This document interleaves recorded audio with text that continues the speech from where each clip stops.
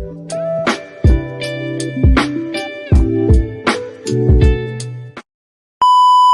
didn't cover all the cases in this video.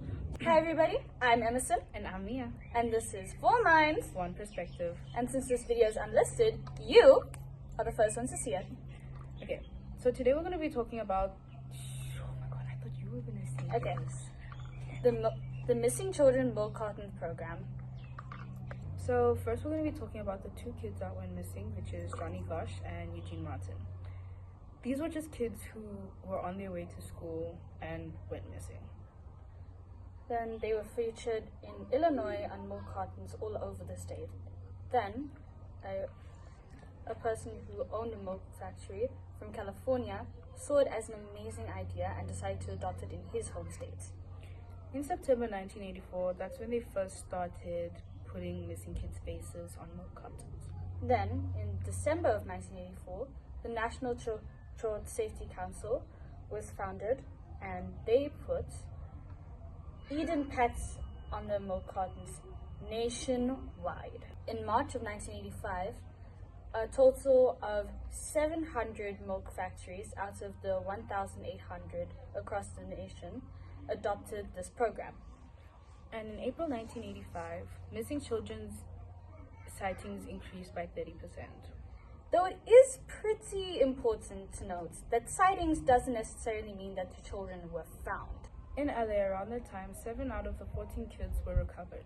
Which sounds nice, but that doesn't mean much, especially since all of those children were runaways who went on benders.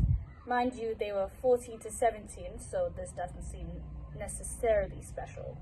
In fact, only one of these recovered kids can have his story directly tied to a milk carton. In fact, all of this number fudging isn't a surprise from this era. A common statistic brought up by politicians and the governments of that time was that 2 million children went missing every year. That might sound terrifying, and it does. That's what they wanted. Because out of those 2 million, only 800,000 were actual abductions. The rest were all runaways or just reports of children who went missing. Then, out of that 800,000, only 115 were your stereotypical stranger in a white van abductions.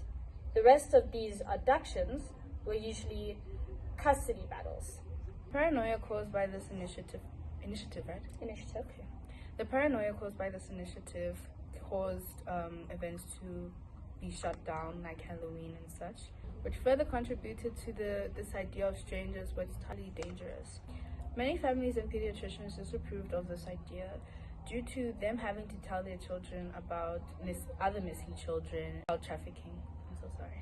When in reality, most of the children featured on missing cartons were just kids who went out on benders and their parents decided to list them as missing. Parents started becoming detached to the situation. They weren't worried too much about it happening, but as for the kids, they were scared that one day if a stranger comes up to them that they might be on the milk carton as well.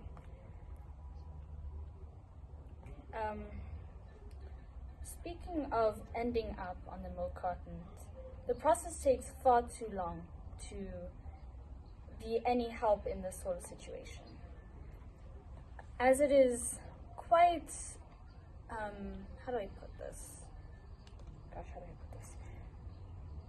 As it is quite known among authorities, after 48 hours, the chances of finding a child alive are very slim. Usually, after most abductions, the captors, should I put it that way, would often kill the child in that short period of time. So then, in the amount of time it takes for a child to be reported as missing, then an entire police investigation to go around, then that police station to give the face of the missing child to those milk companies to be printed onto those cartons, the child was likely never found and killed off or otherwise disposed of in that time. So now we're going to move on to the Bonnie Loman case. Bonnie Loman was only 3 years old when she was abducted by her own parents. By her mother and her new stepfather after a child custody disagreement. They had fled to Hawaii right? Yes. Okay. Where they raised her for most of her life, then moved back to mainland America to live out the rest of her life. There was a day when Bonnie and her mom and her stepdad were at the grocery store, and Bonnie had seen her own face on a milk carton, and her stepfather said, "Look, that's you." Bonnie didn't see this as anything more than a little weird because since she was fleeing from the authorities, she was never enrolled in a school and therefore never taught how to read.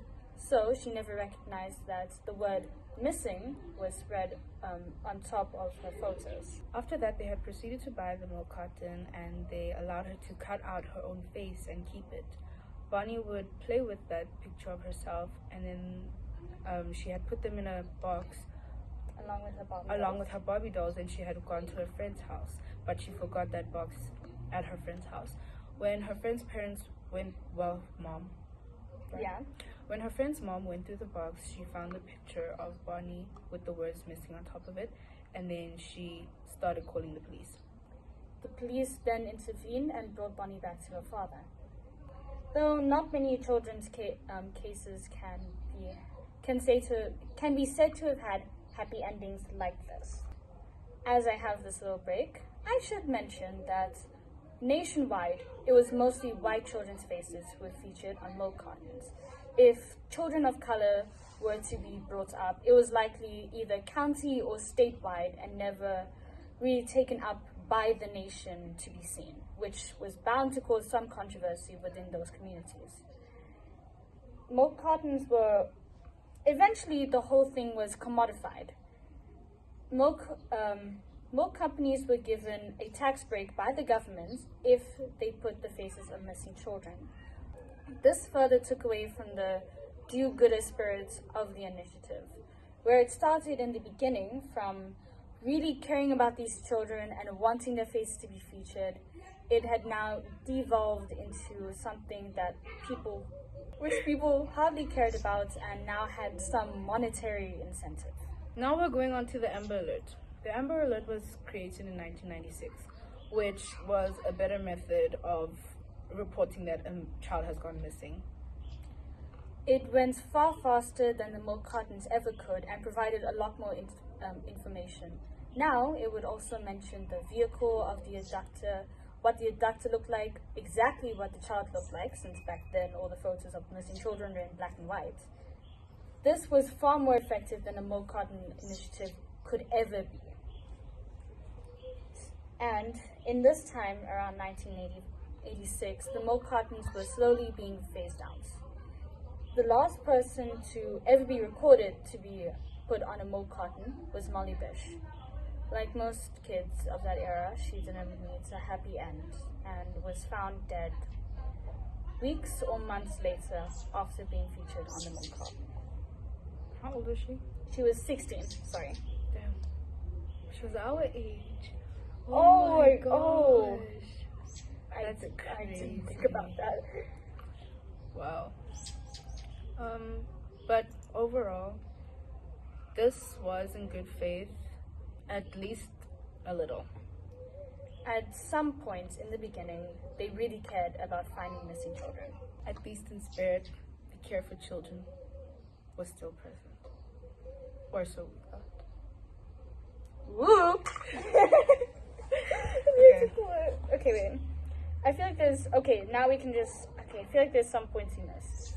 I did not miss nooks. I would cook. Oh my goodness! I forgot to mention that it wasn't just on milk cartons. It was on like envelopes and tracks and things. Amazon. My goodness. Okay. This is all being like done in post, so it doesn't matter.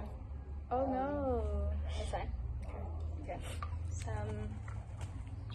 5, 4, 3, 2, 1.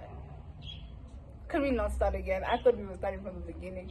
Okay, wait, no. I'm just gonna like now just mention the bits that we left out, and then we can add it in later in post. So now, like like when you're chopping the video up to edit, you can add these clips in. Gotcha. Where the hell was I? Oh damn, 17 minutes. Oh wait, but it might be shorter like if I cut it. Okay. Yeah. Oh yeah, whoa, it's rolling for 23 minutes. Oh my god. That's a bit of a How can you disparity. see from there? I'm wearing my glasses and I can't see from here. Okay, I guess red and white is pretty difficult to see. Where are we? Okay. Where are we? We're at Envelopes my house. and- Welcome to my house with the beautiful, serene background. And the birds in the background as well. And people arguing in the background, as I'm sure you've heard. Exactly. Very. And the smell of weed. Sorry. There was a smell of weed earlier. There was? Yes. When we were sitting over Oh, shut up. Send the message out there that there were children missing and that they needed to be found ASAP. ASAP. As soon as possible. You're going places. Are you sure you're not the one with weed on you? Oh, I wasn't. Okay. Wait. Wait. They don't love you like I love you. Wait. I have a question about the Josh thing. Josh Gosh. Josh Gosh. Wow. Whoa. Johnny Gosh. Mm-hmm. Was he ever found? Technically, he was, but the story of that is But his quite. limbs were missing. I'm joking. Well, I'm just joking. a lot of people, the mother of Johnny Gosh, claimed that he was found on a number of occasions. It seems that she had a bit of a mental Delusional. Yeah, Exactly. Delulu is never the Salulu. exactly. Twice she proved that Delulu was never the Lulu. In fact, Okay. Yeah, in fact. if you want more information on that, you can see it on Wendigoon's original video. Exactly. We'll put a link or... Maybe we can add like the thumbnail of it like onto, or like the thumbnail, like a bit of the Just title like a onto picture up here. Yeah, a picture up right, here. right up Yeah, here. right here actually. Yeah, like in right between here, us. just right here. Right here. And what about... Wait, so if the mom was like saying that her kid was found, was he actually found? Like, did the authorities ever see him? It was never confirmed that he was found. So while the mother said she did, there was no like proof beyond the shadow of a doubt that he was really returned home and reunited and all that stuff. So the mother first. I just got a crazy theory. Uh-huh. What if the mom killed him or abducted him? Just think about it. Just think about it. Think about it. The mom is the only one saying that she found him. You know. How come the dad isn't saying anything? Where is the dad in the situation? Yeah. And I'm Emerson, and this was For minds. One Perspective. Ciao!